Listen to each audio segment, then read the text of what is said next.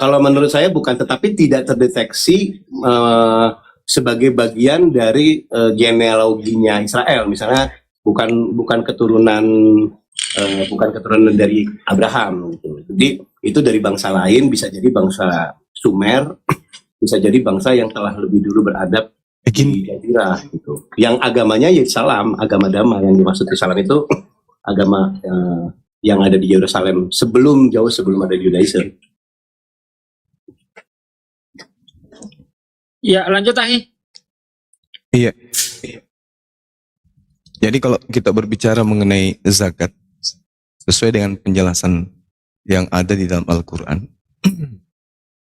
memang betul yang disampaikan tadi oleh teman kita dari Kristen, bahwasanya Al-Quran juga menginformasikan kalau Nabi Ibrahim itu memang ternyata bayar zakat. Itu juga ada. Kalau yang tadi Bani Israel, tapi di dalam Al-Quranul Karim, surah Al-Anbiya, Nabi Ibrahim juga ternyata mengajarkan keturunannya untuk membayar zakat. Diterangkan dalam ayat ke-73. Nah, ini artinya bahwasanya apa yang dijalankan oleh umat Islam hari ini memang ada kaidah dari para nabi terdahulu. Wa ja'alnahum a'immata yahduna bi amrina wa auhayna ilaihim fi'lal khairat wa aqima wa ikama wassalah wa ita'a zakah. Nah, itu berarti mereka dari sejak Nabi Ibrahim alaihissalam memang disyariatkan untuk membayar zakat. Wa kanu lana abidin, dan hanya kepada Allah saja mereka menyembah. Itu dijelaskan dalam Al-Quran.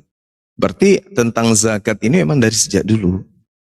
Cuman pada saat di ajaran Kristen hal itu dibatalkan dengan matinya yang disembah oleh saudara-saudara kita Kristen di atas tiang salib.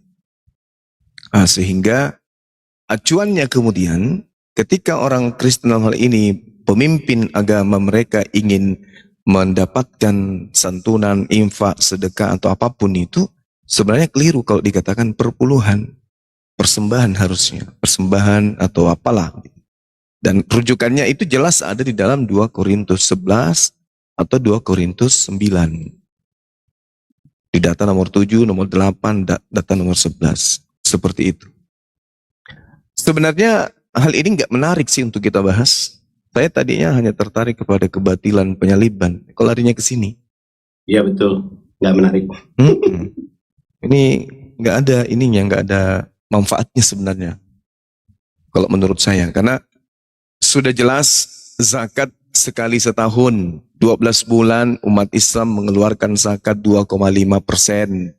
2,5% itu bukan untuk imam, tetapi untuk 8 golongan yang saya sebutkan tadi. Sedangkan perpuluhan berarti totalnya 120% dalam setahun. Nah, perbandingannya 120% dibandingkan 2,5%. Ekornya aja nggak nyampe. Seperti itu. Tapi kalau kita ingin berbicara tentang seberapa besar dana yang dikeluarkan umat Islam dalam setahun dibandingkan jemaat-jemaat Kristen, kalau kita ingin menghitung, umat Islam jauh lebih banyak. Infak, sedekah, apalagi zakat harta, zakat mal, banyak zakat hartanya yang bergerak, hartanya yang tidak bergerak, banyak yang dikeluarkan oleh umat Islam itu. Santunannya dan segala macam. Wakaf. Wakafnya, hibahnya, seterusnya. Itu lebih banyak.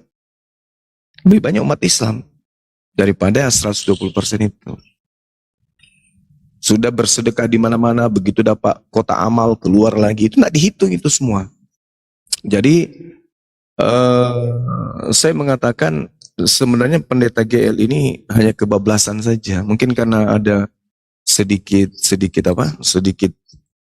kecewa dengan jemaat yang kurang bayar per bulan sehingga muncul perbandingan seperti itu. Ya, Jumat berkah, kemudian uang haji, umroh dan seterusnya. Itu umat Islam itu lebih hebat, jor-joran. Mereka punya pengeluaran dibandingkan kalau saudara-saudara Kristen. Kalau saudara Kristen itu kan hasil bersih dari penghasilan mereka dikeluarkan 10%. Kalau kami umat Islam tidak, ya. Apapun itu kalau ada di dalam kantong ada sesuatu keluarkan infak sedekahnya dan seterusnya. Jadi ini apa? Cukuplah pembanding ini sebagai final akhir 120% versus 2,5. Jadi salah kalau 10%, harus 120%. Kenapa? 2,5% itu adalah setahun dan 10% itu adalah sebulan.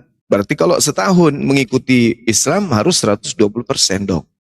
Berarti memang harusnya orang Kristen ini sesuai dengan Galatia 5 nomor 1 tidak usah lagi ibadah, tidak usah lagi menyembah Tuhan. Harusnya. Karena sudah lebih dari 100%. Harusnya kalau kita berbicara logikanya pendeta GL gitu. Ngapain lagi ke gereja? Ya udah guling-guling aja di rumah, emang sudah 120% kok. Gitu loh. Silakan teman-teman yang lain. Ya, Bang, ayo jadi pintar apa tadi yang mau dibahas, Bang? Silakan, Bang, ayo jadi pintar. Supaya Ya, saya baru masuk terus dijambak, jadi saya nggak tahu apa yang dibahas. Jadi kalau yang dibahas persepuluhan saya rasa nggak menarik menurut saya. Iya, Jadi tadi ada saya bawa materi Bang terkait dengan pemisahnya antara iman Islam dan Kristen. Terkait dengan oknum yang datang di tengah-tengah Bani Israel. Kalau di Islam itu kan mengimani adanya manusia mulia, manusia suci yang datang ke tengah-tengah Bani Israel, yang umat Islam sebut Nabi Rasul untuk mereka. Kristen juga suka ataupun tidak, ikhlas ataupun tak ikhlas, harus mengakui bahwa di dalam kitabnya pun ada oknum yang disebut Nabi dan Rasul. Itu harus tuh, yaitu Yesus. Tapi naik level Yesus ini, Nabi ini, naik level dia menjadi Tuhan atau dewa dalam perspektif Roma Yunani, ketika Yesus ini sampai ke dapur rekaman Roma Yunani. Dia naik level dia, seketika jadi dewa. Karena di dalam kehidupan Roma Yunani, level tertinggi pada saat itu dewa. Gak ada Tuhan di atas yang ada. Menurut mereka yang tertinggi itu adalah dewa. Maka Yesus sampai di Roma jadi dewa dia. Level tertinggi. Padahal di tempat kelahirannya, dia hanya nabi, dia hanya utusan. Dan dia sendiri mau dipercaya oleh orang-orang sekelilingnya bahwa kalian harus percaya, aku ini rasul, aku ini nabi, aku ini Mesia. Itu yang diinginkan. Tapi begitu dikonsumsi di Roma, penyembah-penyembah dewa, Yesusnya, oknum ini maksud saya, naik level yang tadinya Yesua berubah nama juga menjadi Yesus. Untuk menyamai nama dewa-dewa orang Roma Yunani. Sehingga pada abad keempat, patung-patung dewa matahari itu dibongkar habis. Dibuatlah patung baru bernama Yesus dengan ibunya Bunda Maria. Saya kira begitu, itu lebih menarik kita bahas supaya merangsang psikomotorik kita untuk bekerja siang-siang. Silakan Bang. ya bisa dipahami kalau memang sinkretisme yang ada dalam Judaism ada juga dalam Yunani lah. Jadi akhirnya ada penggabungan antara kepercayaan yang ada dalam Judaism. Iya, sinkretisme, betul. Ya, sinkretisme itu, dan menempatkan Yesua sebagai dewa itu nggak bisa dipungkiri ya. Tapi apakah betul Yesua hanya utusan dan nabi biasa? Nah, ini mungkin yang bisa diperdebatkan. Pertama, kalau kita merujuk kepada Judaism, yang selalu saya tanyakan berulang-ulang kepada pihak Judaism itu adalah apakah ada presiden dalam Judaism yang percaya bahwa Sang Elohim ini nuzul ke bumi menjadi setara dengan makhluk, gitu kan? Nah, secara teologi tidak ada, mereka menentang itu, bahwa tidak mungkin Allah sama seperti atau setara dengan manusia. Allah bahkan tidak bisa dilihat. Tetapi ada banyak dalil yang implisit. Itu tadi saya bahas sama siapa namanya, Ustadz siapa Nawawi atau apa. Nah, ada dalil-dalil implisit yang bisa dipahami Walau katanya mungkin salah memahaminya atau salah menafsir, tapi bisa dipahami sebagai peristiwa bahwa Elohim sendiri kerap kali nuzul ke bumi gitu. Nah ini sebenarnya mesti dijawab, kalau memang itu benar bahwa Elohim kerap merendahkan dirinya dengan turun ke bumi, bertemu dengan manusia, dengan ciptaannya, artinya Elohim telah merendahkan dirinya menjadi sama seperti makhluk. Ya, kan itu dilarang keras oleh Islam kan. Nah, kalau memang Judaism mampu menjelaskannya dengan teologi mereka dan bisa diterima oleh logika Kristen, maka bisa jadi Kristen yang salah. Tapi kalau dia tidak mampu, ya, dan justru mengiyakan bahwa ya Elohim memang kerap datang ke bumi, ya itu sudah menjadi presiden bahwa Elohim telah bisa merendahkan dirinya menjadi makhluk. Jadi kalau dia pernah dan bisa, alangkah tidak mustahilnya jika Elohim bisa menuzul menjadi manusia gitu. Itu kan dasar Kristen seperti itu. Iya, baik. Ya. Ada cerita kemudian di Islam itu, cerita ya para ulama, para ustadz, dan mereka sadur dari Al-Quran. Ketika Nabi Musa kemudian ingin melihat Allah, ingin melihat pencipta langit dan bumi. Beliau Nabi Isa mengakui, ya Rabb, ya Tuhanku yang pencipta langit dan bumi, aku tahu engkau ada. Aku tahu dirimu itu ada, engkau wujud. Tak mungkin tak ada. Pasti kamu itu ada. Karena tidak mungkin kemudian kamu mampu menciptakan kalau dirimu sendiri gak ada. Alam semesta ini pasti dicipta oleh hakikat yang ada. Kalau yang menciptakan alam semesta ini hakikat yang tak ada, itu mustahil. Bagaimana dia mau menciptakan sedangkan dirinya aja tidak ada. Artinya engkau ada, kata Nabi Musa. Aku ingin melihatmu tapi please, aku penasaran, aku tahu kamu ada ya Rabb, tapi izinkan aku melihat wajahmu. Tapi apa kata Allah? Lantarani, kamu tidak akan sanggup melihat aku. Terbayar di Keluaran 33 nomor 20. Jadi kalau orang Yahudi mengatakan Tuhan sering datang, itu saya rasa harus belajar kitab Tanak lagi. Belum lagi 2 Tawarik 6 nomor 18, benarkah Tuhan akan diam bersama manusia di atas muka bumi? Sesungguhnya langit, bahkan langit yang menaungi seluruh langit pun tidak akan mampu memuat engkau.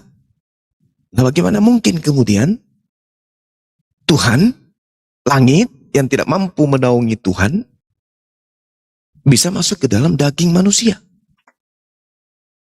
Kecuali lagi-lagi kita pinjam konsep paganisme Roma. Kecuali dewa yang mereka imani bisa masuk ke dalam tubuh manusia menjadi separuh dewa, separuh manusia. Itu poin pertama. Yang kedua, juga ada cerita di dalam doktrin gereja. Tuhan itu nuzul menjadi daging, menjadi awan, menjadi tiang, menjadi api, dan seterusnya. Dan rujukan mereka ini apesnya larinya kepada Nabi Musa. Lebih apesnya lagi, Perjanjian Baru sendiri yang menjawab dan mengkanter konsep itu dan justru membenarkan akidah Islam. Ini yang berat diterima. Contoh misalnya, satu, ketika kemudian orang-orang Yahudi ingin melempar Yesus batu, dikarenakan Yesus menyetarakan menurut tuduhan kesaksian palsu mereka, sebab engkau hanya manusia biasa tapi menyetarakan dirimu dengan Allah, Elohim, Allah. Tapi Yesus mengatakan, bukankah di dalam kitab Tauratmu dikatakan siapapun yang diserahi tugas untuk menyampaikan firman, maka dia adalah Allah. Yohanes 10 nomor 34, 35, 36. Terjawab itu. Lagi-lagi, saya sebagai apologet, apa yang ada di ruang lingkup cakupan pendefinisian iman Islam terhadap Al-Quran, saya menemukan data itu di dalam Kisah Para Rasul 7. Ternyata Nabi Musa dalam ini, tidak pernah bertemu Tuhan. Tapi ketika Nabi Musa berkata kepada Tuhan, berinteraksi, Nabi Musa acap kali mengatakan, ya Tuhanku, ya Tuhanku. Itu juga dilakukan oleh Nabi Ibrahim. Ya Tuhanku, ya Tuhanku, ya Tuhan. Padahal yang mereka temani berbicara ini adalah malaikat Tuhan. Contoh kita lihat dalam Kisah Para Rasul 7 nomor 35. Musa inilah yang telah mereka tolak dengan mengatakan, siapakah yang mengangkat engkau menjadi pemimpin dan hakim? Musa ini juga telah diutus oleh Allah sebagai pemimpin dan penyelamat oleh malaikat yang telah menampakkan dirinya kepada semak duri. Terjawab. Al-Quran terjawab. Bible pun terjawab. Nomor 38. Musa inilah yang menjadi pengantara di sidang jemaat di padang gurun di antara malaikat. Terjawab. Di antara malaikat yang berfirman kepadanya di gunung Sinai. Berarti para malaikat ini yang menyampaikan firman. Ternyata Yesus tidak salah dengan mengatakan siapapun yang diserahi tugas untuk menyampaikan firman, maka dia adalah Allah. Maka Musa memanggil Allah kepada malaikat tersebut karena Musa sedang menerima firman dari Allah melalui perantaraan malaikat. Kisah Para Rasul 7 nomor 53. Kamu telah menerima hukum Taurat yang disampaikan oleh malaikat, akan tetapi kamu tidak menurutinya. Selesai kita. Berarti konsep Kristen mohon maaf gugur dengan konsep dewa nusul jadi manusia. Karena ternyata yang berfirman kepada Nabi Musa dalam kitab Tanak itu adalah malaikat. Maka benarlah apa yang diterangkan oleh Al-Quranul Karim di dalam Al-Quran surah Asy-Syura ayat 51 bahwa mustahil kemudian manusia bisa berbicara langsung dengan pencipta langit dan bumi. Wa makana li basarin ayyukallimahullahu, kecuali dengan 3 hal. Illa wahya au min wara hijab au yursila rasulan. Hanya 3. Yang pertama adalah melalui perantaraan wahyu, yang kedua adalah melalui tabir, dan yang ketiga adalah melalui perantaraan malaikat. Nah ini artinya bahwa konsep, mohon maaf, konsep Tuhan, dewa jadi daging itu nggak diterima oleh akal logika sehat. Saya kira begitu sementara, Bung. Silakan. Ya, justru menarik ya. Artinya Alkitab Perjanjian Baru mengkoreksi dong. Mengkoreksi apa yang dipercaya oleh Judaism melalui ayat-ayat yang dipahami bahwa Tuhan muncul. Misalnya seperti Kejadian 3 ayat 8 di mana Adam mendengar derap kaki Tuhan di taman itu. Artinya bisa dimaknai bahwa Tuhan turun langsung menemui Adam, lalu menyembelih hewan, lalu mengambil kulitnya, dan kulitnya itu digunakan untuk menutupi tubuh Adam yang telanjang. Itu satu sinyalemen bahwa menurut Judaism Tuhan turun langsung. Lalu ketika Musa berbicara langsung, ya, semua umat Israel sepakat bahwa yang bicara langsung itu adalah Elohim, Yahova. Tetapi dikoreksi oleh Kristen bahwa yang berbicara itu malaikat. Artinya Alkitab Kristen benar. Tapi orang Judaism mengira bahwa Tuhan sendiri yang berbicara dengan Abraham, dengan Musa. Bahkan ada satu ayat yang mengatakan bahwa Musa hanya mampu melihat punggungnya saja, tapi tidak mampu melihat wajahnya. Punggungnya. Nah, dengan melihat punggungnya saja kan berarti Musa telah melihat makhluk. Jika makhluk itu diasosiasi sebagai jelmaan dari Yahova, berarti kan Yahova telah menjadi makhluk. Atau tidak lihat punggungnya sekalipun, mendengar suara Yahova langsung tanpa perantaran malaikat, itu sudah bisa menyetarakan bahwa Elohim Yahova telah menjadi makhluk karena suaranya bisa didengar oleh Musa secara langsung, audible. Artinya dia merendahkan dirinya menjadi makhluk dalam rupa suara. Nah, ini kan sebenarnya harus dijawab Yahudi, karena artinya Kristen sudah menjawab bahwa yang ketemu adalah malaikat, bukan Tuhan. Nah, seperti misalnya kejadian di Mamre ketika Abraham melihat Tuhan, lalu dikatakan ada 3 orang, tetapi dibilang di situ malaikat, misalnya menurut pemahaman Islam. Bisa jadi malaikat, tetapi kenapa teksnya mengatakan yang bicara itu Tuhan. Tuhan itu dalam huruf besar semua yang artinya mengacu kepada Yahova. Yang harus dijelaskan kepada oleh Yahudi, yang dilihat itu Yahova atau malaikat Yahova, karena ditulisnya Tuhan. Nah, jadi kerancuan inilah sebenarnya yang mendasari pemikiran Kristen bahwa Yahova Elohim bisa nuzul menjadi manusia dalam konteks penyelamatan umat Israel yang seperti pernah dilakukan oleh Yahova pada umat Israel kala menyelamatkan mereka dari bangsa Mesir. ya. Jadi konsep keselamatan itu keselamatan bukan penebusan dosa, tapi konsep keselamatan. Nah, ini yang menyelamatkan adalah Yehova sendiri, dan itu tidak bisa dibantah oleh Judaism. Nah, apakah konsep penyelamatan itu harus menjadi manusia? Nah, itu kan mesti dijelaskan, karena presidennya ada, Bang Zuma. Presiden bahwa Allah menjadi makhluk itu ada, didengar bisa, dilihat punggungnya bisa, bahkan dia turun di atas dua kerup yang ada di dalam tabut perjanjian, berbicara langsung kepada Musa. Ini harus dijelaskan Judaism, bukan Kristen yang menjelaskan, karena itu kitab mereka. Gitu. Oke, baik. Yang pertama, yang saya ingin tanggapi dari pernyataan saudara saya ini terkait dengan apa yang kemudian saudara katakan Yudaism berbicara Tuhannya langsung kepada Adam. Kalau berbicara langsung sesuai dengan Al-Quran dan juga Nabi Musa, itu tidak salah. Kalau berbicara langsung tak salah. Tapi kalau mewujud itu yang keliru. Makanya yang saudara Kristen gunakan kan kitab Septuaginta, diterjemahkan ke dalam bahasa Indonesia kemudian. Sedangkan kalau kita lihat, misalnya nih, saya ambil contoh di kejadian berapa ini?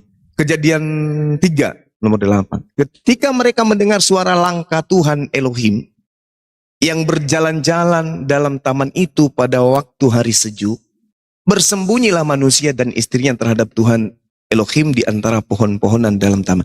Ini kalau dikonsumsi penganut ajaran paganisme, dalam pikiran mereka ini Tuhan berjalan-jalan di atas tanah. Kalau paganisme, kalau memahami nuzul jadi manusia. Tapi kalau orang menggunakan ilmu, orang akan merujuk kepada original teks. Ini ada penambahan langkah Tuhan. Di situ hanya ada kata Yehova. Yehova itu tidak ada kata langkah di situ. Sehingga seharusnya ketika mereka mendengar suara Tuhan, nah itu baru betul. Karena sebelum kata Yehova ada di situ kata kul. Kul itu artinya suara atau perkataan. Jadi terjemahan yang seharusnya adalah ketika mereka mendengar perkataan Tuhan. Tapi dipalingkan ketika mereka mendengarkan suara langkah Tuhan jauh sekali. Jauh. Jadi memang dikatakan dalam sejarah penulisan Septuaginta yang digunakan kemudian pada abad keempat. Beberapa kemudian kekaisaran pada masa itu meminta kepada ahli Torah, dalam hal ini orang-orang Yahudi yang tinggal bersama dengan mereka, untuk merevisi, melakukan rekonstruksi ulang proses daripada kitab Septuaginta dalam bentuk terjemahan dari Aramaik, untuk kemudian diresmikan menjadi kitabnya orang Roma, yang itu pada abad keempat. Maka muncul nama di sana gereja Origen, bapak-bapak gereja Lucian, bapak-bapak gereja Hesesius, dan seterusnya. Sampai pada abad keempat. Sehingga yang tadinya hanya dikatakan, mereka ketika mendengarkan suara Tuhan Elohim, berubah seketika ketika mereka mendengarkan bunyi langkah. Dibuat Tuhan itu seperti manusia. Lalu berjalan-jalan. Itu terjemahannya juga keliru. Karena di situ dikatakan halak. Halak itu artinya pergi. Jadi terjemahan yang seharusnya adalah ketika mereka mendengar perkataan Tuhan pergi dari taman itu baru betul. Jadi kalau sahabat saya, saudara saya mengatasnamakan Yudaism, saya yang berkecimpung di dunia apologet tidak pernah bertemu dengan satu Yudaism yang mengatakan Tuhan pernah berbicara langsung, apalagi jalan kaki di atas tanah. Nah ini saya rasa saudara hanya mengambil terjemahan Anda untuk menjadikan itu. Saya kasih referensi satu. Tak kasih referensi bang. Kejadian 22 nomor 11. Tetapi malaikat Tuhan berseru dari langit kepada Abraham. Apa yang dikatakan? Abraham, Abraham. Kemudian Abraham menyaut, Amar. Ya Hineel. Wahai Tuhan. Padahal sudah jelas yang berteriak adalah malaikat. Tapi Abraham menjawab, ya Tuhanku. Imni'el. Artinya, laki-laki yang datang kepada Abraham juga bukan Tuhan, tapi malaikat Tuhan. Loh, kok sudah dijelaskan dalam original teksnya, malak. Malak artinya malaikat.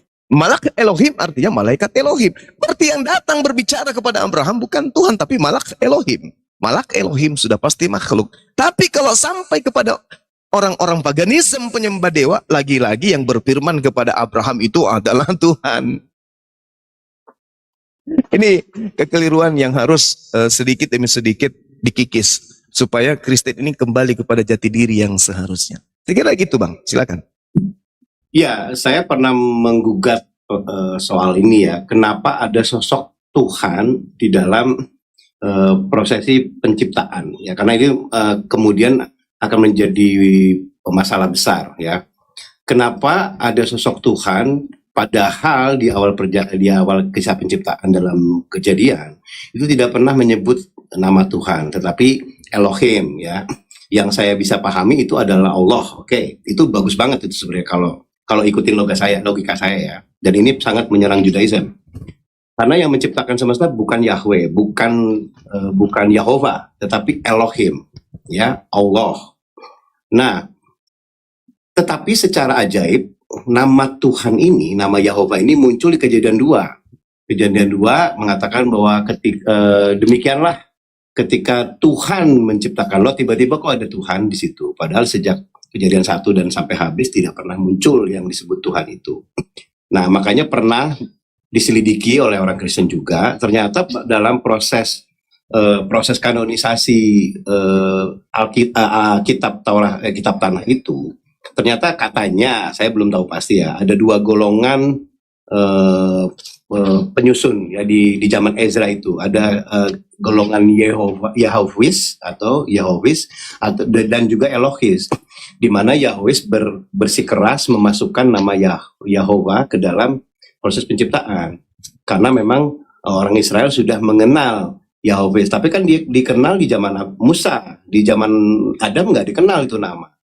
Nah, apalagi di zaman Abraham juga, makanya Abraham tidak bertemu dengan tidak pernah mendengar suara Yahova, tapi yang didengar adalah suara Elohim. Nah, Elohim itu bisa juga merujuk kepada malaikat. Kan persoalannya begitu. Nah, kalau gugatan saya ini diterima, sebenarnya setiap nama Yahova yang muncul di dalam Alkitab, utamanya sebelum Musa, maka harus dihapus. Karena memang tidak boleh ada di situ. Baru jelas bahwa Kejadian 1 itu pencipta adalah Elohim, bukan Yehova, bukan firman-Nya. Nah, ini kan jadi masalah. Kristen akhirnya mengadopsi itu, bahwa Tuhan adalah sang firman yang keluar dari Elohim. Itu pertama ya. Kedua, jika Bang Zuma bilang bahwa tidak ada masalah mendengar suara Tuhan, ya kalau yang dengar adalah manusia, ya itu tadi, suara itu kan adalah makhluk ya, sudah wave, sebuah gelombang. Artinya Tuhan telah merendahkan dirinya menjadi sebuah gelombang yang bisa didengar oleh manusia. Saya lebih percaya kalau Tuhan harus berbicara melalui perantaran Gabriel. Nah, baru Gabriel atau Jibril yang boleh menyampaikan kepada manusia. Tapi kalau directly dengar suaranya Tuhan, berarti Tuhan sudah setara dengan makhluk, gitu Bang. Iya. Jadi gini, ini menarik sebenarnya untuk kita kaji lebih jauh. Kalau saudara saya ini kemudian berbicara mengenai nama Tuhan, Elohim, Yehova, dan seterusnya. Kami umat Islam dalam hal ini itu sangat menyadari bahwa rangkaian nama Tuhan itu memiliki gelar-gelar yang kami sebut Asmaul Husna. Nah, sedangkan kalau saudara saya membedakan kemudian Elohim dengan Yehova, itu mohon maaf, itu kekeliruan yang besar. Kenapa sifat Tuhan itu melekat pada diri Tuhan, dan sifat Tuhan itu adalah panggilan-panggilan Tuhan. Si manis, si cantik, si jelita, si pintar, si cerdas. Merujuk kepada objek yang satu. Elohim, Elion, Elohe Yisrael, El Olam, El Elroy, Esadai, Emmanuel. Lalu kemudian saudara-saudara kita Yahudi menyebutnya Eser Yehova Jireh, Yehova Yokadikes, Yehova Nisi. Yehova Rafa, Yehova Sibaot, Yehova Shalom, Yehova Sama, Yehova Skenu, Yehova, dan seterusnya. Itu adalah panggilan-panggilan yang memang merujuk kepada sifat yang melekat pada diri Elohim yang adalah Yehova itu sendiri. Eloah, Elohim, Edonai, Yotefafe, El Shaddai, Esafat, dan seterusnya. El Mekadesikem. Itu sifat-sifat dari Tuhan yang melekat pada Tuhan itu sendiri. Sehingga tidak bisa melekat pada Tuhan. Sehingga tidak bisa kemudian perbandingkan antara penyebutan sifat Tuhan kepada Tuhan yang sama, menjadikan itu menjadi gugur. Sama seperti di Islam. Bagaimana Yahuwah, Yohet Fafi, Elohim, Allahumma. Terus kemudian El, Ali. Kemudian Eloah, Allah. Elohai, Ilahi. Terus Al-Qadir, Saddai, dan seterusnya. Itu sama. Jadi sifat-sifat seperti ini tidak bisa dijadikan sebagai acuan untuk membedakan. Kemudian, oh ini beda, Tuhannya ini beda. Enggak. Kenapa? Contoh misalnya kita ambil di dalam pernyataan, dalam satu kitab, apa bagusnya? Kejadian ya. Dikatakan begini. Payomerlo Elohim ani El Shaddai Orfegoe Ugal Goyim Yihye Mimeka Olachim Mekasateseka Yetseu. Akulah Allah. Itu perkataan Ani El Shaddai. Ani El Shaddai. Akulah Allah yang Maha Kuasa. Coba. Maka perintahnya kemudian Urfegoi Oka Goyim. Bertambah baik, bercuculah, beranak cuculah. Beranak cuculah, iya betul. Beranak cuculah. Dan bertambah banyaklah. Dan seterusnya, dan seterusnya. Jadi ketika Tuhan mengatakan Ani El Shaddai. Apa artinya? Akulah Tuhan yang Maha Kuasa. Dalam pemahaman konsep Islam, akulah Allah, Tuhan yang Maha Kuasa. Jadi sifat-sifat itu melekat pada Allah itu sendiri. Tidak bisa kita pisahkan. Ini kan Elohim, beda dengan Yehova. Enggak, mohon maaf saya katakan bahwa itu tidak masuk di dalam kajian disiplin ilmu yang harus dipahami untuk berbicara atau berbantah-bantahan tentang konsep ketuhanan. Silakan, saudara, lanjut. Ya, saya justru sepakat kalau sosok El ini memang pencipta ya, tetapi kalau ini diasosiasi sebagai Yahova atau Yahova adalah oknum yang sama dengan El, ini justru menjadi problem. Pertama begini, nama Yahova itu baru diperkenalkan kepada Musa. Sebelum Musa, tidak ada yang satupun yang mengenal nama Yahova. Ya, baik Abraham, anak-anak Abraham, sampai mungkin orang tuanya Ishak segala macam ya, apalagi Adam ya, nggak pernah tahu apa nama Yahova. Tetapi kok bisa di dalam Kejadian diberitakan Musa menulis bahwa Kain yang pertama kali menyebut nama Yahova, di situ disebut Tuhan. Pertama kali memanggil nama Yahova. Kan mustahil jika nama Yahova baru diperkenalkan kepada orang Israel di zaman Musa, tetapi seolah-olah nama Yahova ini sudah dikenal oleh Abraham. Harusnya yang dikenal adalah Elohim atau Allah, karena dalam bahasa Ibrani ketika ditransliterasi menjadi Aramaik, kata Yon atau Elyon yang tertinggi itu menjadi lah, bisa disebut Allah gitu ya. Ya justru harusnya El aja, nggak usah ada nama Yahova kalau mau jujur penulisan. Tapi persoalannya nggak jujur nih, pihak Yahudi nggak jujur menyelipkan nama Yahova seolah Yahova adalah pencipta semesta ini gitu. Itu yang saya gugat sebenarnya, tanpa mengecilkan peran Yehova. Sebenarnya saya nggak mengecilkan, tapi secara literatur teks ini sebenarnya salah. Sehingga gini, ini juga akhirnya menjadi kesalahan si Kristen menjadi salah memahami siapa Yehova ini gitu kan. Saya mau mengajak bahwa Kristen harusnya menempatkan El adalah yang paling tinggi. Nah, ini juga menjadi persoalan sekarang ini. Orang Israel kerap lupa kepada sosok El sang pencipta, lalu hanya menempatkan Yehova sebagai yang tertinggi gitu loh. Coba aja nanti akan muncul bahwa El bisa dipahami bahwa El itu artinya gembala atau penguasa. tetapi direndahkan posisinya menjadi sebuah jabatan aja. Elohim bisa menjadi banyak, bisa menjadi jamak, padahal itu harusnya tunggal. Ya bisa menjadi jamak, bahkan Musa bisa disebut Elohim, malaikat bisa disebut Elohim. Sebenarnya persoalannya karena apa? Karena Yahova menjadi yang tertinggi gitu malah. Yahova sampai nggak boleh disebut, jadi Hashem, jadi Adonai. Padahal sosok Yahova ini baru muncul kemudian. Nah menurut saya persoalan utamanya itu. Nah itu juga menjadi dasar kekesalahan juga Kristen memahami sosok Yahova tadi. Akhirnya mengecilkan peran El, lalu meninggikan peran Yahova. Nah, karena Yeshua dianggap sebagai jelmaan Yahova, makanya Yahova menjadi tinggi. Nah, justru Trinitas menempatkan Yahova sejajar dengan El. Sebenarnya tidak, ya Yahova bisa jadi utusan aja. Ya, El yang tetap yang tinggi sebenarnya gitu. Nah, tapi kan susah kalau kita diskusi nggak ada ya, orang Yahudinya. Nah, maksud saya gitu Bang, supaya clear itu, saya harus pertanyakan ini juga kepada pihak Judaism, kenapa sosok Yahova itu ada di Kejadian 2, itu di era-era jauh sebelum ada Musa. Padahal Yahweh mestinya baru muncul ketika di zaman Musa. Itu aja sebenarnya Bang. Ya, baik. Jadi kalau saya melihat di dalam Islam itu antara Allah dengan Khalik itu seperti antara El dan Yehova. Satu hal yang perlu dipahami di sini, bahwa ketika kemudian kita merujuk kepada tradisi kitab Tanakh, menurut tradisi internal Yudaism, Torah itu diwahyukan tanpa nikut. Jadi yang ada hanya huruf Yod, He, Vav, He.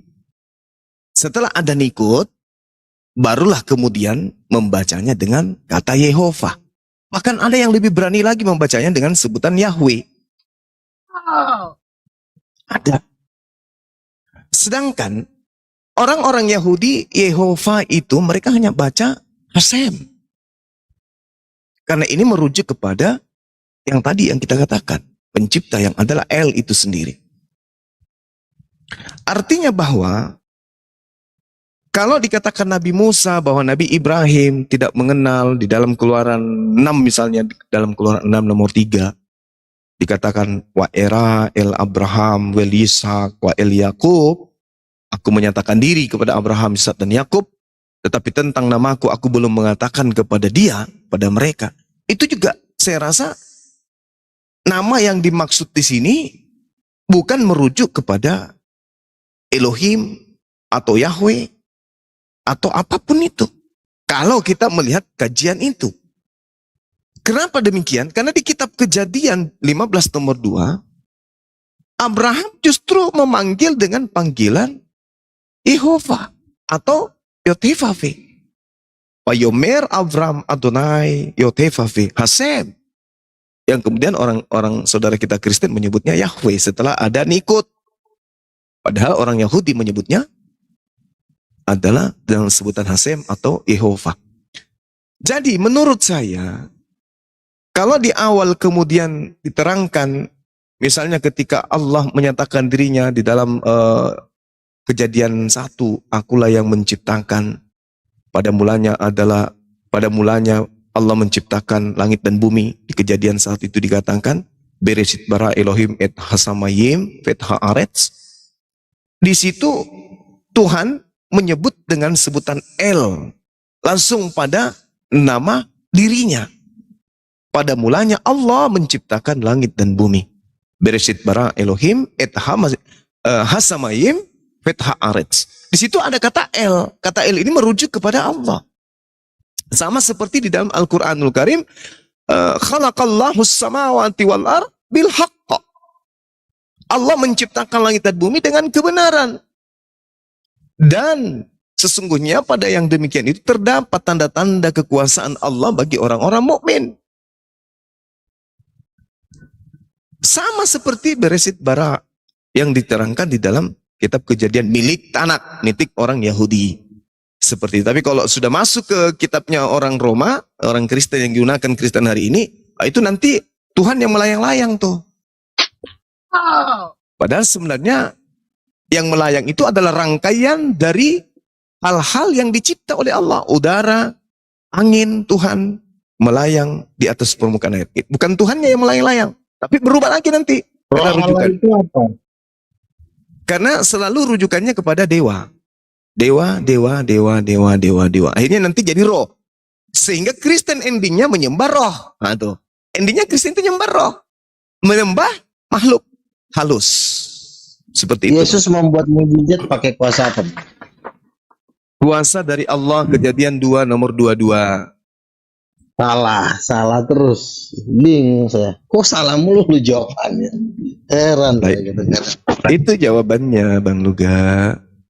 Yesus membuat mujizat Matius 12 ayat 28. Aku mengusir setan dengan kuasa roh Allah. Jelas. Sangat jelas. Iya. Itu roh Allah. Yohanes 3 nomor 34 jawabannya. Gampang itu Bang Luga. Itu permainan anak TK itu Bang.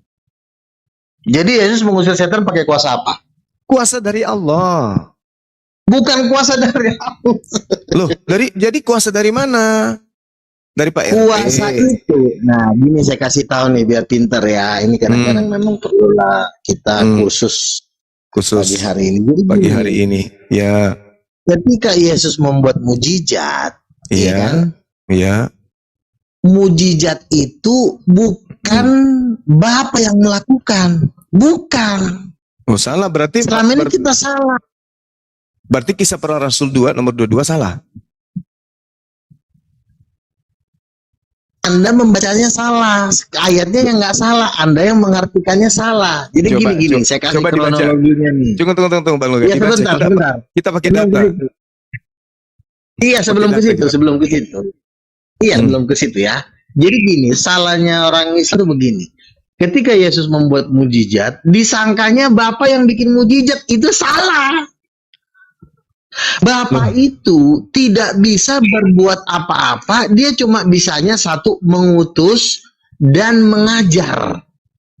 Selain daripada itu dia udah nggak bisa bikin apa. Saya sih Makanya ketika Yesus membuat larinya ke data aja. Data. Kalau cuma asumsi.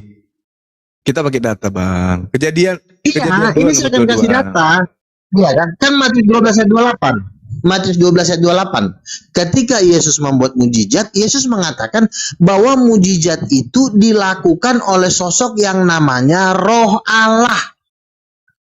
Masih ingat nggak ketika Simpson di Hakim-Hakim pasal 16 ketika dia bertemu dengan singa, dikatakan gini, berkuasalah roh Tuhan atas Simpson sehingga dia mencabik singa itu seperti anak kambing. Jadi baik di dalam perjanjian lama, para nabi itu membuat mujizat itu dengan kuasa yang namanya Roh Allah. Ketika Yesus dibaptis, maka langit terbuka. Pakai data, Bang Luga. Loh itu kan Matius 12 ayat 28. Matius 12 ayat 28. Aku mengusir setan. Saya bacain ya. Kalau kayaknya belum kubaca, kayaknya belum percaya deh kalau ini data. Nih, saya bacain. Matius 12 ayat 28. Matius 12 ayat 28. Nah, ini nih. Tetapi jika aku mengusir setan dengan kuasa Roh Allah, maka sesungguhnya kerajaan Allah sudah datang kepadamu. Ini data, ini ayat. Jadi bukan Bapa yang melakukan pengusiran setan. Bapa tugasnya cuma mengutus Roh Allah ke bumi, tetapi yang membuat mukjizat itu adalah Roh Allah itu, bukan Bapaknya. Kronologinya harus jelas. Nah, siapakah Roh Allah ini? Roh Allah ini adalah nyawa dan roh dari Yesus. Berarti Yesus membuat mujizat atas kehendak Bapa, tapi pakai kuasa sendiri. Memang Bapa yang nyuruh, tapi kuasanya kuasa sendiri. Berarti Yesus Tuhan. Oke. Gimana? Murtad. Oke, saya bantah. Itu pemahaman Romawi Yunani itu, Bang. Saya bantah. Yohanes 3 nomor 34. Sebab siapa yang diutus oleh Allah, dialah yang menyampaikan firman Allah, karena Allah mengaruniakan rohnya dengan tidak terbatas kepada mereka. Kejadian 2 Di Kisah Para Rasul 2, nomor 22, dengarkan, Saudara Luga.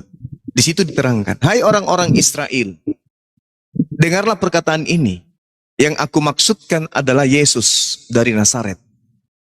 Manusia yang ditentukan oleh Allah dan yang dinyatakan kepadamu dengan kekuatan-kekuatan dan mujizat-mujizat dan tanda-tanda yang dilakukan oleh Allah melalui perantaraan Yesus di tengah-tengah kamu, seperti yang kamu tahu.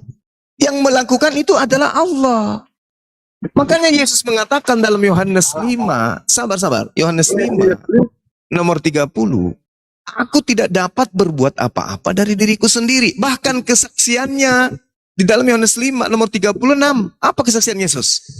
Ada kesaksianku yang lebih penting dari kesaksian Yohanes. Bahwa semua pekerjaan, mujizat, membangkitkan orang mati, mengusir luga, mengusir setan, suster ngesot, pekerjaan-pekerjaan itulah yang aku lakukan sekarang. Dan pekerjaan itu yang bersaksi tentang aku bahwa aku adalah utusan Bapa. Makanya di dalam Al-Quran dijelaskan terkait dengan ruh. Ruh itu sebagian dari ciptaan Allah yang diberikan kepada manusia untuk memberi kekuatan kepada manusia. Itu dalam Al-Quran diterangkan. Makanya kami umat Islam percaya. Ulaika kataba fi qulubihim imanan wa ayyadahum biruhim minhu. Kecil itu Bang Luga, kecil. Al-Quran sudah membantah. Mereka orang-orang dalam hatinya telah ditanamkan Allah keimanan. Dan Allah telah menguatkan mereka dengan pertolongan yang datang dari Dia. Jadi roh itu adalah pertolongan. Roh itu adalah kekuatan. Bukan berarti roh itu adalah Tuhan itu sendiri. Al-Quran membantah. Ulaika kataba fi qulubihimul imana wa ayyadahum biruhim minhu. Jelas. Kami membantu orang-orang, kata Allah, hamba-hambaku yang dalam hatinya ada keteguhan. Kami tanamkan kekuatan kepada mereka. Ada keimanan kepada kami dengan iman yang kuat. Maka aku Allah, menguatkan mereka dengan pertolongan yang datang dari Allah. Itulah yang disebut roh. Makanya Yesus menerangkan dalam Yohanes 3 nomor 34. Siapapun yang diutus oleh Allah, dia yang menyampaikan firman Allah. Kenapa? Karena Allah mengaruniakan rohnya, kekuatannya dengan tidak terbatas kepada nabi-nabi tersebut. Makanya Nabi Musa bisa belah lautan. Yesus bisa bangkitkan orang mati. Kenapa? Dia beserta dengan yang memberi kekuatan. Kekuatan Allah pada diri mereka. Makanya baca Kisah Para Rasul 13 nomor 23. Allah mengutus juru selamat untuk Bani Israel, yaitu Yesus Kristus. Gitu Bang Luga. Jangan Yesusnya yang dituhankan, keliru ente. Oke, sejawab. Silakan. Kan sudah sangat jelas di situ, ya. Jangan Anda mengatakan roh adalah ciptaan Allah. Di situ Yesus tidak pernah mengatakan roh Allah ciptaan Allah. Jadi jangan tambah-tambahin. Nanti Anda masuk neraka. Ya. Roh Allah itu turun atas nama Yesus. Yohanes 14:26, Bapa akan mengutus Roh Kudus dalam namaku. Artinya Roh Kudus ini hanya bergerak atas nama Yesus. Makanya ketika ada orang mati, orang sakit, ditumpangkan tangan dalam nama Yesus dan Roh Allah bekerja, terjadi mukjizat. Kenapa Roh Allah ini adalah rohnya Yesus? Karena Roh Allah itu turun atas nama Yesus. Wahyu 5 ayat 6. Anak domba itu bermata 7 dan bertanduk 7, dan itulah ketujuh Roh Allah.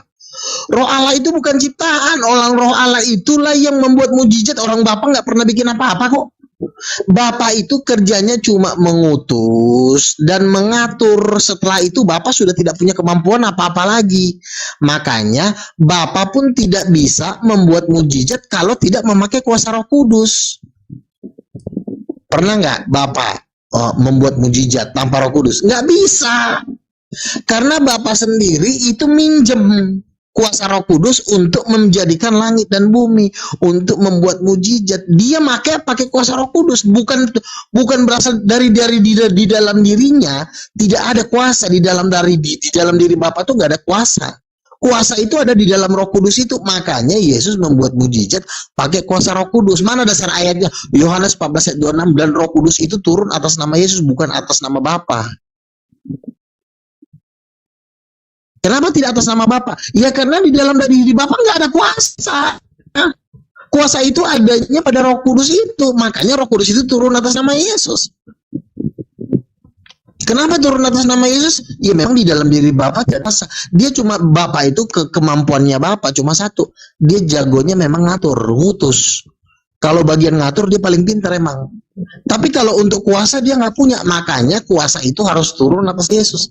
Karena Bapa itu hanya sebatas bisanya ngatur dan mengutus. Yesus tidak dapat berbuat apa-apa sama. Bapa juga tidak dapat berbuat apa-apa tanpa Roh Kudus. Dasar ayatnya mana? Loh, Roh Kudus saja turun atas nama Yesus. Makanya rasul-rasul itu mendoakan orang sakit itu atas nama Yesus. Karena Roh Kudus bekerja atas nama Yesus. Jadi jelas Yesus itu Tuhan. Kalau kamu bilang Roh Kudus adalah ciptaan, gak ada ayatnya. Gak ada dalilnya Roh Kudus adalah ciptaan. Boleh. Silakan bantah. Oke. Saya kalau minta Kasih dalilnya, Roh Kudus adalah ciptaan, kasih dalilnya dan ucapan itu. Oke. Saya juga nanti akan minta mana ayatnya Allah menciptakan air. Allah menciptakan angin. Anda tidak akan pernah menemukan itu. Iya. Karena Angin itu tidak. diciptakan oleh Roh Kudus. Yang menjadikan Dalilnya. angin itu Roh Kudus, bukan Bapa. Ada dalil? Ada. Nanti Segala nanti sesuatu yang mengusir setan aja Roh Allah kok, bukan Bapa Ya. kok. nanti Sama kan?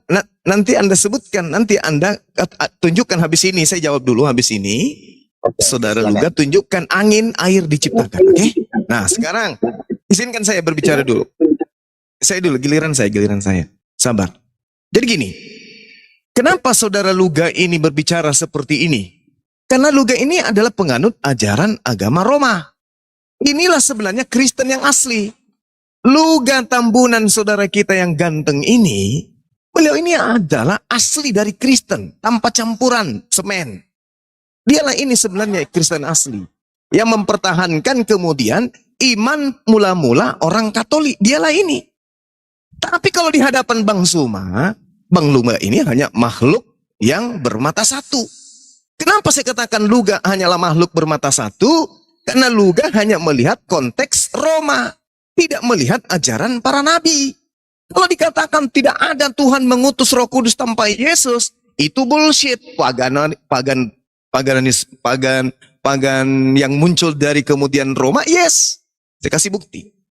Nabi Daud, Mazmur 51 nomor 11. Janganlah membuang aku dari hadapanmu dan janganlah mengambil Roh Kudus daripadaku. Apakah Yesus pernah datang menghembuskan Roh Kudus kepada Daud?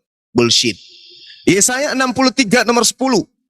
Tetapi mereka memberontak dan mendukakan Roh Kudusnya, maka ia merubah menjadi musuh mereka dan ia sendiri berperang melawan mereka. Apakah Yesus datang menghembuskan Roh Kudus kepada mereka? Bullshit. Yesaya 63 nomor 11. Lihatlah, teringatlah kalian kepada zaman dahulu kala, zaman Musa, hambanya itu. Di manakah dia yang membawa mereka naik dan dari laut bersama-sama dengan menggembala kambing dombanya? Di manakah dia yang menaruh Roh Kudusnya dalam hati mereka? Bullshit. Yesus belum ada. Lalu kemudian dikatakan dalam banyak data-data di dalam Bible itu sendiri bahwa Tuhan menghembuskan Roh Kudus dan seterusnya. Bahkan kalau kita berbicara mengenai Roh Kudus, Elizabeth, Zakaria, Simeon, bahkan Yohanes Pembaptis jauh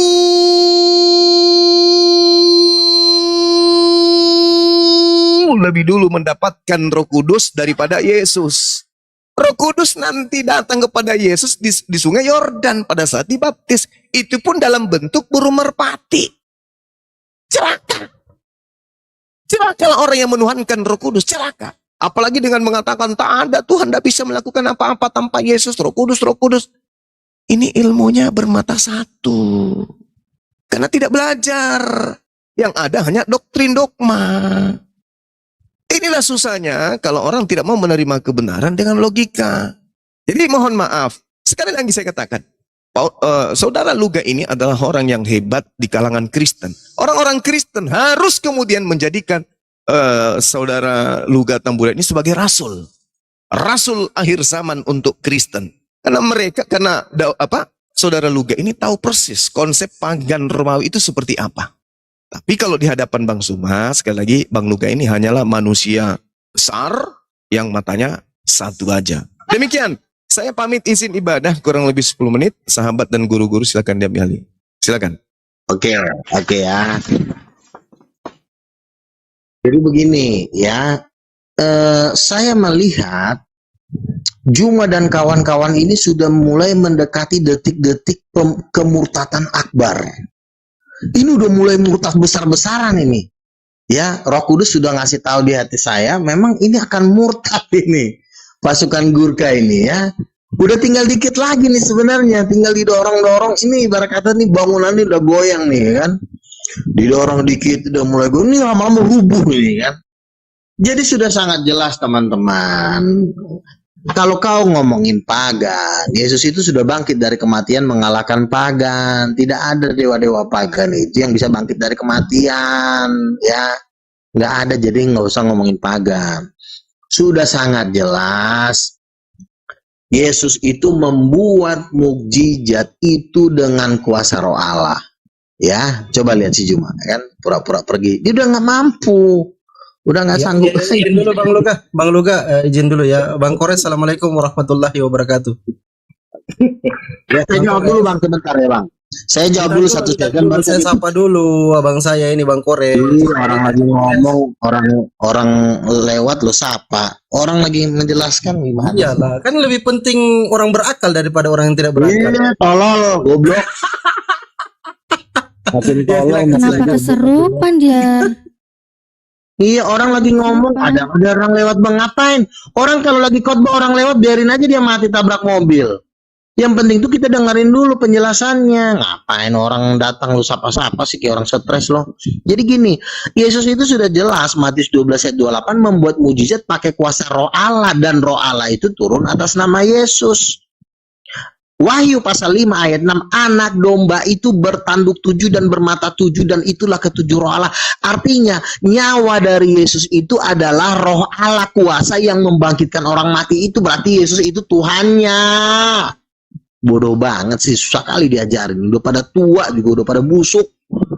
Tololnya Apa ini Bang Luga? Yesus kan bilang dia mengusir setan pakai kuasa Roh Allah, bukan pakai kuasa Bapa. Oh, terus Lu berarti ngerti nggak Roh Allah? Iya, Sebentar. Roh Allah itu Roh Kudus. Turun atas nama Yesus, Yohanes 14 ayat 26. Ngamuk. Roh Kudus turun atas nama Yesus, itu pelajarannya cuma ada di Yohanes, nggak ada di Al-Quran. Makanya lu nggak tahu. Iya, terus gimana? Terus turun atas nama Yesus di Al-Quran nggak ada. Enggak, Berarti gini. benar Yesus itu Tuhan. Bentar, gantian dong Bang Luga. Terus tadi gimana Udah. data yang dibawa Bang Zuma tadi, Kisah Para Rasul 2 ayat 22. Di situ kan Paulus Bang Juma itu. Enggak, Oke. bentar dulu karena di ayat itu kan Paulus kan ngasih tahu nih bahwa Yesus itu Belajar sama Paulus lagi. Loh. Oh, Paulus salah ya? Rupanya Bang Juma ini sudah masuk pendaftaran di Universitas Belum Paulus ya. Sejak selesai. kapan dia sudah manut sama Paulus? Di Kisah Bentar Rasul dulu, 2 ayat Bang 22, data yang tadi Bang Zuma bawakan, itu ternyata Yesus itu bisa melakukan mujizat itu karena dilakukan oleh Allah. Hanya dengan perantaraan Yesus, kan kayak begitu. Udah. Lah Udah belum? bunyinya gitu kok. Sebentar dulu Bang Luga. Oke, Berarti saya baca ya. sebentar Bang Luga. Berarti Iya. sama dengan para pendeta ketika menyembuhkan orang sakit, bernubuat demi nama Yesus, bermujizat demi nama Yesus, itu dari kuasa Roh Allah juga ya, sama ya berarti ya. Diusir. Oh diusir. Maka pada hari itu Bentar, Bang. aku akan mengusir Bentar, ya. mereka. Oh jadi Luga diusir ini Papa Lobo. Bentar dulu. Diusir Tolong. Matius 7:23. Tolong yang Kristen ya. Mohon maaf dulu. Yang Kristen mohon maaf dulu ya. Aku debat sama Islam dulu ya. Yang Kristen mohon maaf, sabar. Jadi saya bacakan ya Kisah Rasul ya. Yesus Nazaret bagaimana Allah mengurapi dia dengan Roh Kudus dan kuat kuasa. Jadi ayat yang dicomot Juma itu ayat umumnya. Dia tidak baca detail dari ayat itu. Kasus 10 ayat 38. Apalagi Juma mencomot kitab Paulus. Rupanya Juma ini udah jadi babunya Paulus. Sejak kapan Juma menjadi babunya Paulus mengikuti ajaran Paulus? Waduh. Kok Makanya gitu gue ya, udah Bang? bilang, Kok Bang lu Zuma udah ngomong berani gitu sih? kemurtatan besar. Kok Bang Coba nih ya, Luga kok Kisah Rasul framing sih, 10, Bang? yaitu tentang Yesus dari Hmm. Iya, dengerin. yaitu tentang Yesus dari Nazaret, bagaimana Allah mengurapi dia dengan Roh Kudus dan kuat kuasa. Ini yang harus dibaca. Ini kan ayat-ayat inti, ayat penjelasannya. Allah itu punya roh, namanya Roh Kudus. Nah, Roh Kudus ini yang membuat mujizat, bukan Allahnya. Allahnya cuma mengutus roh. Yang Oke, membuat poinnya- mujizat rohnya. Poinnya sudah kami Silakan. tangkap, sudah kami dapat. Ini kan silakan sama Natali dulu. Yang pertama, yang kedua, kalau bisa jangan memframing bilang Bang Zuma pengikut Paulus. Kami tidak kenal Paulus botak, Bang Luga ya. Iya, kami nggak mau lah Silakan. ngikutin orang. Nggak kenal kami. Nggak Iya, perlu. makanya jangan copot-copot ayatnya Paulus. Iya, Nanti kan kamu di dalam terjerat kitab sendiri. Anda. Bang Jangan Luga. kamu copot-copot ayat Paulus. Enggak. Silakan botak. Iya, ayat Paulus itu rinciannya ada. Ketika pas nanti dibaca rinciannya kamu mati. Diam dulu. Pas rinciannya dijawab kan Paulus itu kan bukan cuma satu ayat. Botak diam dulu. Kisah Rasul 10 ayat 38 kan masih ada. Aduh. Diam dulu botak. Kasih Natalia dulu dia Iya, jelaskan. Bang Luga loh. Kenapa sih? Biasanya Bang Luga Bodak, sama aku. bodak. Kok jadi gini sih Bang Luga? Diam dulu, botak diam dulu. Makanya kan bodoh dia. Ada datanya lu. Ini nih loh, Diam ini dulu, loh, ini botak. loh. Aku mau Jangan bacain dulu Bang Luga. Manusia tai. Bang Luga. Gembel, Apa? lonte. Nah, ini kurang sama. Kenapa dia kesurupan gini ya? Tantrum tiba-tiba dia. Aduh. Giliran data yang tadi Bang Zuma bawa, ini aku tampilkan langsung gila banget dia. Kok bisa ya? Keserupan. Silakan lanjut Mbak Natali. Iya, jadi ini sebenarnya tadi data dari Bang Zuma ya, Kisah Para Rasul 2 ayat 22. Memang di sini Yesus itu Paulus itu bilang gini, "Hai orang-orang Israel," ini kata Paulus ya. "Dengarlah perkataan ini, yang aku maksudkan ialah Yesus dari Nazaret, seorang yang telah ditentukan Allah dan yang dinyatakan kepadamu dengan kekuatan-kekuatan dan mujizat-mujizat dan tanda-tanda yang dilakukan oleh Allah dengan perantaraan Dia." Waduh, Gitu, tipu Iya. lagi. Makanya gitu kok bilang bukan dilakukan Allah, gimana sih? Di sini datanya udah jelas. Keserupan. Itu gara-gara Papa Lopo bilang luga botak. Ah, botak memang dia. Tapi loh, kan dia memang botak kan, terus ngapain dia ngehina aku, lon kan ngapain gitu loh? Aku nggak ganggu dia gitu. Heran. Kalau dia botak, kan emang dia botak kan? Kenapa dia bilang aku lon coba? Memang dia botak ya. Luga itu botak kan? Iya, memang dia botak. Tapi kenapa dia bilang aku lon? Aku kan bukan lon. Ngadi itu sampah dunia itu. Itu ada Bang kebenaran itu ya? Ya, betul. Ada. Bang Zuma lagi nggak standby kah ini? Ya. Dengan Cuma lagi sholat ya. Biar ya. silakan. Oke, saya mau cuma bilang sedikit aja. Sebenarnya memang betul ya, kalau abang-abang ini semua beserta kakak-kakak ini sebenarnya ikut Universitas Paulus. Kenapa saya bilang begitu? Bisa besarkan saya biar saya tunjukkan datanya. Saya nggak suka ngomong nggak pakai data gitu. Boleh Bang Pandi? Biar saya tunjukkan datanya bahwa kita semua ini masuk Universitas Paulus gitu loh. Universitas Paulus Gundulmu. Maksudnya bagaimana? Iya, misalkan aja. Biar saya tunjukkan Jangan datanya. gundul. Coba jangan gundul kamu kesini. Datang tiba-tiba gundul. Botak aja boleh botak, gundul jangan. Ya, nggak apa-apa. Jangan Oke, gitu dong. oke. Besarkan saya biar saya tunjukkan datanya lah. Ya dipaparkan saja, sampaikan saja Bang. Enggak, lebih enak tunjuk data. Kalau paparkan capek. Bagusnya saya tunjuk data. Nanti gantian ya. Saya juga akan tunjukkan data. Iya, oke, silakan. Nggak apa-apa. Nggak apa-apa Bang. Biarin aja dulu dia.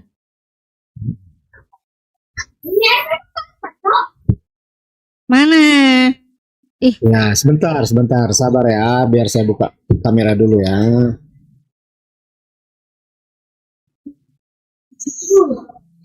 Botak di bawah aja, botak. Nggak usah naik, botak. Oke ya. Ini Bukhari 3005 ya. Di sini tertulis Allah berfirman, "Aku telah menyediakan untuk hamba-Ku yang saleh suatu kenikmatan yang belum pernah dilihat oleh mata, belum pernah didengar oleh telinga, dan belum pernah terbetik dari lubuk hati." Begini. Ini di Bukhari 3005 ya. Ini kayak hadisnya apa? Oke, kita buka sanadnya. Ini dia sanadnya. Oke. Jelas ya? Bentar dulu, lu gak buka di. Bentar dulu bang, lu gabung tak di bawah saja. Korintus Bentar ya. Saya buka di Korintus 2 ayat 9-nya. Apa yang tidak pernah dilihat oleh mata dan tidak pernah didengar oleh telinga dan tidak pernah timbul di dalam hati manusia, semua disediakan Allah untuk mereka yang mengasihi Dia. Kata-kata ini persis sama loh bang. Kok bisa sama sih? Coba lihat. Enggak, Bang kebenaran. Sebentar dulu. Apa hubungannya dengan mukjizat? Enggak, Iya. bukan ke situ. Maksud saya gini dulu. Kok bisa persis Apa dia ya? Apa yang ada gitu. di Oke. Aduh, kok ditutup sih? Kenapa kecilkan saya? Saya kan berdasarkan data. Saya hanya bertanya kok bisa Enggak, persis maksudnya sama. apa? Poinnya gitu. apa? Poinnya apa? Apanya? Poinnya apa di situ? Poinnya, hadis Bukhari 3005 ini persis sama dengan 1 Korintus 2 ayat 9. Hadis Bukhari 3005 Ini sama apa? dengan Enggak, ini apa hubungannya dengan mukjizat ini? iya, apa Soal hubungannya hubungan gitu? dulu. Coba Anda jawab dulu. Kok si Pak Enggak, Polobo? emang bentar, emang hadis Bukhari 3005 bunyinya apa tadi? Oke, saya bacakan aja ya. Oke. Rasulullah bersabda, Allah berfirman, Aku telah menyediakan untuk hamba-hambaku yang saleh suatu kenikmatan yang belum pernah dilihat oleh mata, belum pernah didengar oleh telinga, dan belum pernah terbetik dari lubuk hati manusia. Itu isinya. Terus saya bacakan lagi di 1 Korintus 2 ayat 9-nya. Tetapi seperti ada yang tertulis, apa yang tidak pernah dilihat oleh mata, tidak pernah didengar oleh telinga, dan tidak pernah timbul di dalam hati manusia, semua disediakan Allah untuk mereka yang mengasihi Dia. Jadi kalau saya lihat ya, Oh. Oke. Langsung. Saya jawab dengan data. Ya, Ini 1 Korintus 2 ayat 9, ya kan ya? Ya. Oke. Iya, betul. Kita cek tafsir Yerusalem tanpa asumsi. Boleh jadi bahwa dalam ayat ini digabungkan Yesaya dan Yeremia. Tapi mungkin juga Paulus mengutip sebuah apokrip yang berjudul Apokalips Wahyu Elia. Gepeng dasmu. Wis. Aduh. Sekarang saya ya gantian. Ini sudah clear ya. Sudah saya bantu. Jawab dulu, kok bisa persis sama? Ini justru ini saya jawab. Ayat yang kamu bawa nggak usah klaim itu ayat Paulus, tidak usah klaim itu ayat Paulus. Karena apa? Jadi itu ayat apa? Ini aja nggak jelas gitu loh dari mana. Karena ini apa? Jelas. Boleh Itu jadi. jelas, Coba kamu tertulis lihat. di 1 Korintus 2 ayat 2. Boleh Oke, jadi silakan. ayat ini nih. Boleh jadi bahwa dalam ayat ini itu gabungan dari Yesaya 64 dan Yeremia 3:16. Oke. Itu masih boleh jadi. Belum pasti. Tetapi Jadi kok ada di Al-Quran? tolong disaksikan data Diam saya dulu. ini dari Alkitab Sabda tafsiran dari pakar Bible Yerusalem yang pinter nggak kayak kamu. Nah, jadi Itu sebenarnya ada di Yesaya 64 ayat. kamu Di tadi Yesaya ngasih data 64 saya ya. diam. Kamu tadi ngasih data saya diam. Silakan. Kamu tadi ngasih data saya diam kan? Ya kan? Saya dengarkan, bahkan saya ngecek langsung. Nah, ternyata di sini apa? Boleh jadi tahu lah istilah boleh jadi, Bang. Nah, itu boleh jadi bahwa dalam ayat ini digabungkan ayat gabungan Yesaya 64 dan Yesaya 66 dan Yeremia 16. Tetapi mungkin Mungkin Tetapi lagi. mungkin Paulus mengutip sebuah kitab apokrip yang berjudul Apokalips Wahyu Elia. Ini datanya sudah clear, very clear kalau kata Pak Dede. Sekarang data saya gantian ke kamu ya. Saya akan menghantar kamu ya. Udah diam dulu kau, Keber. Bagaimana mungkin kamu menuduh kami ini di universitas apa? Paulus. Jangan ngadi-ngadi kamu ya. Kamu lihat Paulus ini seorang yang bagaimana ini dia? Nih, kamu lihat di Kisah Para Rasul 17 ayat 28. Ternyata di sini kalau kamu lihat sih kayak nggak ada yang aneh ya. Kalau umat terjemahan baca biasa aja, careless. Sebab di dalam Dia kita hidup, kita bergerak, kita ada. Seperti yang telah juga dikatakan oleh pujangga-pujangga. Sebab kita ini dari keturunan Allah juga. Kayak nggak ada yang aneh gitu, kayaknya nggak ada yang aneh. Aku cek. Oke, kita cek. Kita jangan berandak yang dari situ dulu, yang tadi. Kalau kamu cuma data-data Nggak usah melebar. kasihan. Oh, kenapa takut? Kamu kan tadi nuduh-nuduh kami ngikut Paulus, ngapain? Nih, ternyata Kisah Para Rasul 17:28. Dia ini ternyata apa? Kisah Para Rasul 17:28 diambil dari ini, berasal dari ceratan filosofer Epimenides. Dan juga dari tulisian Stoik filosofer Aratus. Ini ya. Ya. Tadi yang saya klik Lari ya. dulu, kita bahas satu-satu ya. Diam dulu, satu-satu saya bahas. Jangan panas, jangan kejang. Jangan Kita bahas, kejang. enggak, Jangan panas. kejang. Anda ini Diam. kok lari kayaknya nih. Kenapa? Ya, silakan. Datamu sedikit, deritamu. Data saya banyak. Kamu harus sabar. Ya, Ya udah, enggak. diam. Saya bicara full Oke, data, saya bukan diam asumsi. ya. Saya diam ya. Oke, saya cek apakah benar dari Bible Gateway ini bahwa Kisah Para Rasul 17 ayat 28 ini menyatakan benar dengan pasti bahwa Paulus ini mengutip dari filosofer Epimenides dan juga Aratus. Saya cek langsung ke Bible Hub. Oke, lihat sumbernya Bible Hub, tidak ngadi-ngadi. Kisah Para Rasul 17:28, oke ya. Aku cek ke bawah. Oke. Aku permudah aja ya dengan yang namanya Translate to Indonesia. Nah, bentar ya. Kita lihat. Ada apa ini? Ternyata apa ini? Ini ternyata seperti yang dikatakan oleh para penyair Anda sendiri. Kutipan ini perhatian khusus karena diambil dari seorang penyair. Merupakan rekan Santo Paulus Aratus ya, Paul. Nih, sekitar ini. Telah menulis puisi ya. Judul fenomena berisi ini. Ini dibuka dengan doa kepada Zeus. Doa kepada Zeus yang berisi kata-kata yang dikutip oleh Santo Paulus. Wow. Santo Paulus memang mengutip kata-kata untuk doa kepada Zeus. Kata-kata serupa ditemukan dalam himne Zeus oleh Cleanthes. Ya, kedua bagian ini layak dikutip.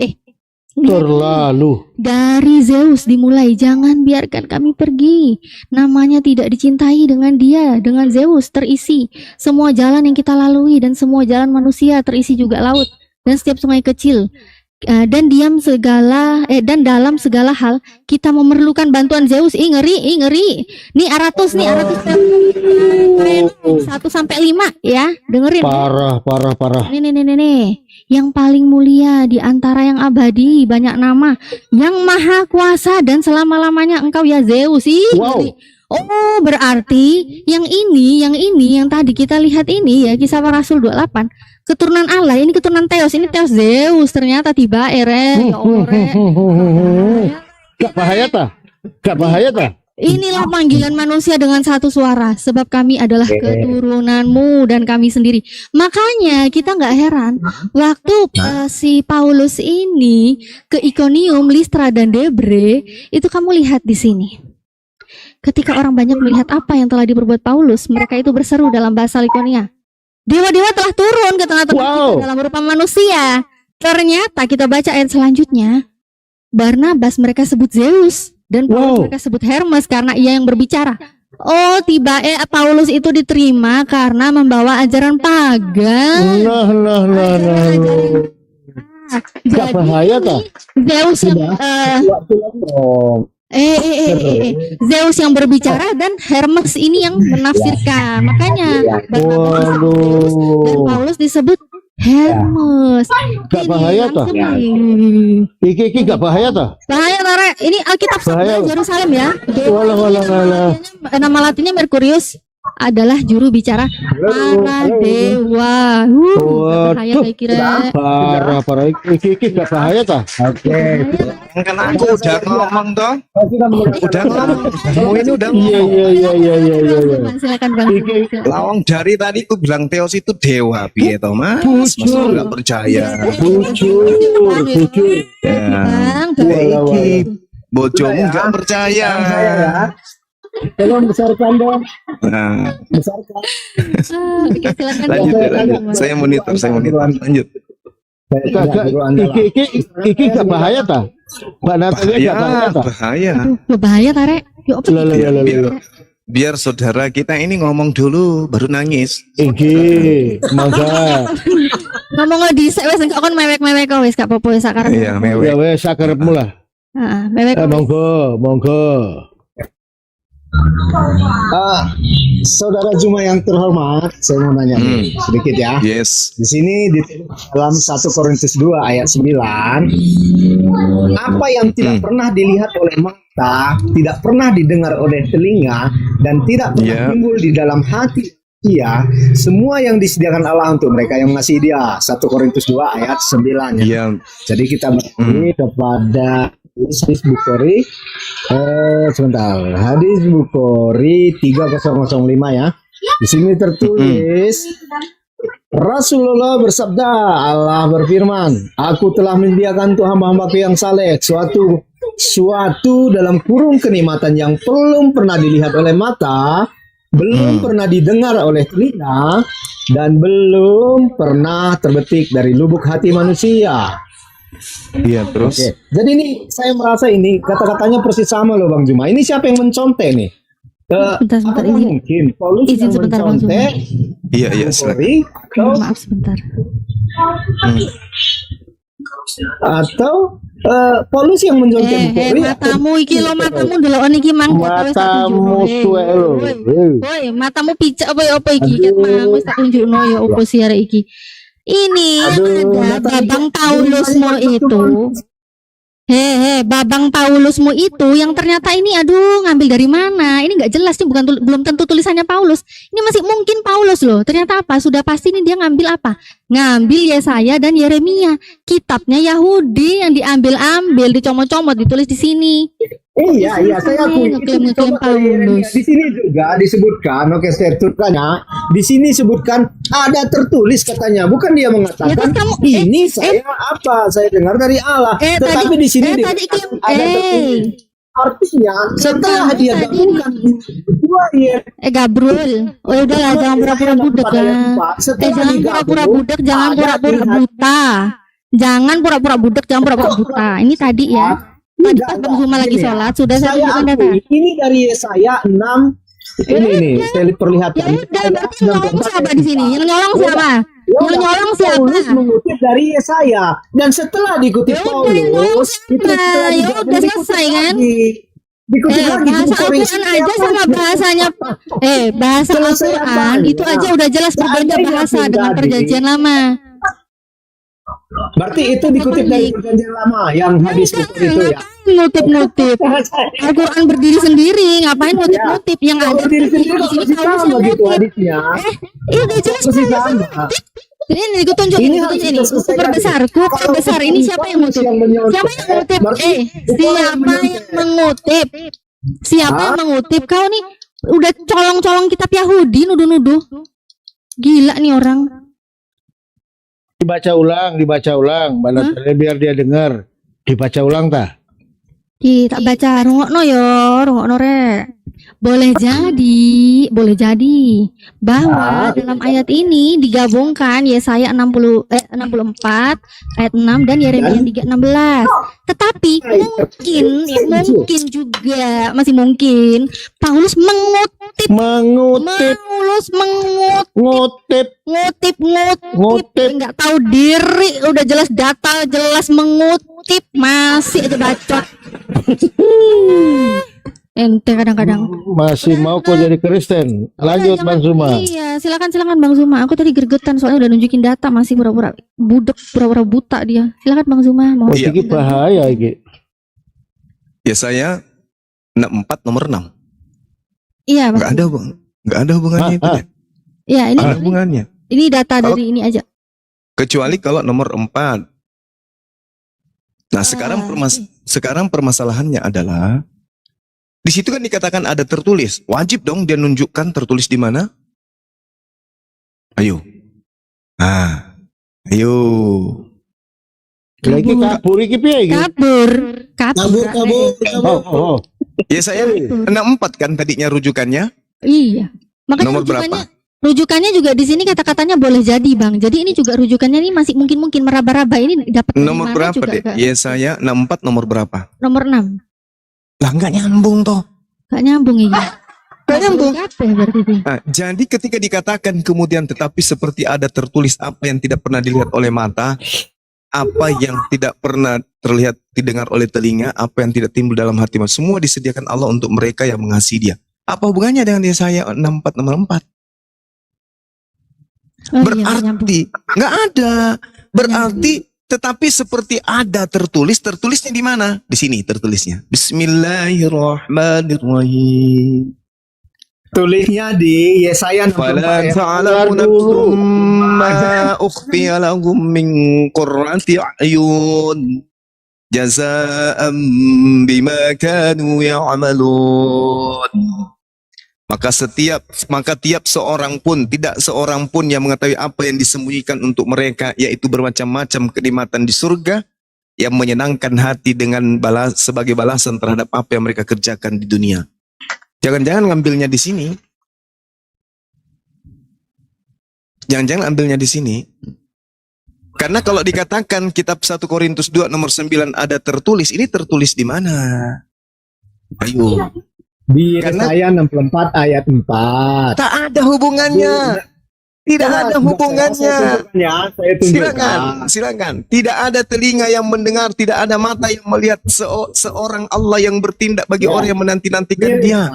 Ini bukan berbicara mengenai surga. Yeremia pun ada. Ya, Jadi silakan begini, tunjukkan. Bro. Yeremia berapa? Yeremia berapa? Jadi begini, Jom. Yeremia berapa? Sekarang begini, Jom. Itu Dek Natali, Yeremia Iya, berapa? Yeremia 3:16, Bang. dengan Bukhari 3:05. Tapi ayatnya nggak ada yang kayak Jadi gitu ada. semua. Ayatnya beda semua. Sekarang Apabila pertanyaan, masa itu kamu bertambah banyak beranak cucu negeri ini masalah dunia ini berbicara keduniaan. Sedangkan yang diterangkan dalam 1 Korintus 2:9 ini tentang surga, ini ngutip dari mana tulisan si Korintus ini? Ayo. Ini begini. Nanti kesempatan. Mati Mija. Begini Mati ya, Mija. Jom. Ini kata-katanya persis sama dengan hadis Bukhari 3:05. Berarti yang tertulis yang dimaksud Korintus itu ngambil di hadis. Tukang ngutip. Aduh, berakal Ayo. sedikit dong. Masa yang dulu gimana ada yang ceritanya? mencontek yang terakhir dah? Siapa Anda yang mengatakan? Siapa Anda yang mengatakan bahwa lembaga Alkitab Indonesia lebih dulu daripada hadis? Ayo, siapa Anda? Hah? Sekarang Anda Lembaga bawa. Mana lembaga yang kitab hadis itu berdiri daripada kapan? Surat Paulus. Lembaga Surat kitab Paulus Anda itu apa berdiri hadis? kapan? Ya, sekarang saya tanya, mana duluan hadis daripada surat-surat Paulus?